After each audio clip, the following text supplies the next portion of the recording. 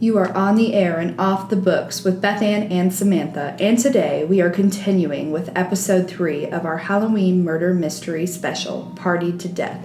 If you're tuning in today with us for the first time, we suggest that you backtrack to the first episode in this mini-series so that you can be introduced to the beginning plot and storyline.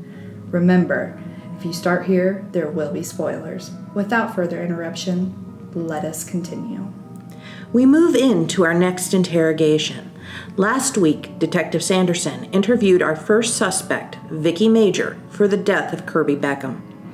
Will Vicky's hatred be the spark that ignites this two-step of death? Will our next suspect be an extra entanglement of limbs in this slow step of murder? Welcome back to our story, Episode 3, Partied to Death.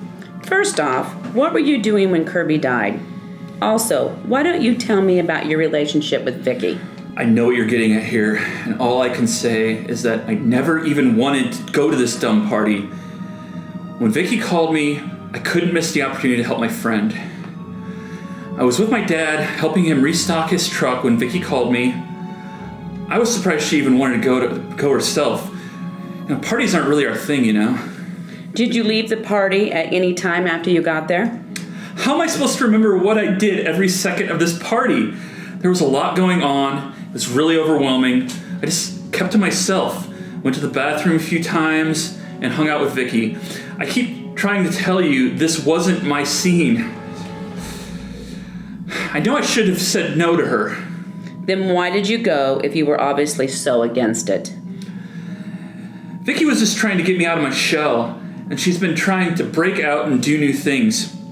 I don't understand why she needs all this validation from people.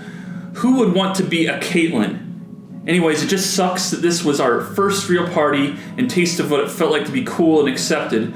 Of course, something had to ruin it. People like Kirby and Caitlin always ruin everything. Tell me more about why you think Vicky really wanted to go to this party. Did she know Kirby? Vicky know Kirby? That's like oil and water. They just don't mix. People like us don't get along with people like them. That's what was really helping me get through the night. Vicky needed my support, and I was going to give it to her, even if that meant holding her bag while she puked in the bathroom once or twice. Like I said, we obviously haven't been to many parties. I'll always have my Vicky's back, even if it doesn't make sense. Did you know anyone else at the party? I know Toby, but only because he works for my dad. He's a self-obsessed jock. I wonder how he's taking the loss. All he could ever talk about was Kirby. He could barely do his job. I swear Toby was Kirby's freaking shadow. How someone could love someone that much, I don't know. It was like Toby wanted to literally be Kirby. Maybe he, actually loved him. Thank you for your time, Clancy. I think it's time to talk to Toby. We have now arrived at the conclusion of this week's episode of Partied to Death, hosted by Off the Books with BNS Podcast. We hope that you will make your selection of who this masked killer might be. As we tango to the finish line, will things get clearer, or will it be another dark and stormy night? Find out more in next week's show, Partied to Death, Episode 4, Toby.